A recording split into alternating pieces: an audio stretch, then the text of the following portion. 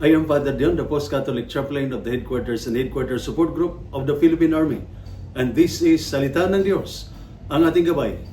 Today is Wednesday, July 23, 2025 of the 16th week in Ordinary Time.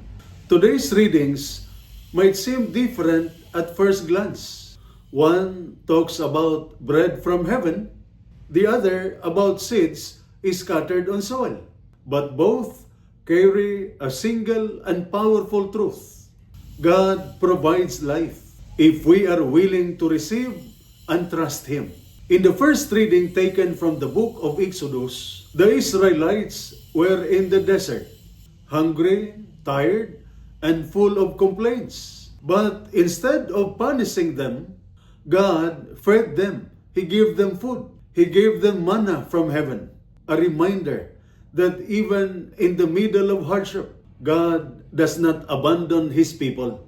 But He also gave them a condition. Gather only what you need for the day. Why? So that they would learn to trust Him day by day. In our lives today, we experience different forms of hunger. Not just food, but for hope, peace, and direction. If we turn to God and trust Him, He will give us what we need. Not always in grand ways, but always enough. And so, in times of hunger, God provides. In the Gospel reading, Jesus tells a story about a farmer sowing seeds on different types of soil. The seed represents God's Word, and the soil is our heart. The message is clear. God's Word is always good, always alive. But the fruit depends on the soil, on us. Are we hard-hearted, distracted, shallow, or open?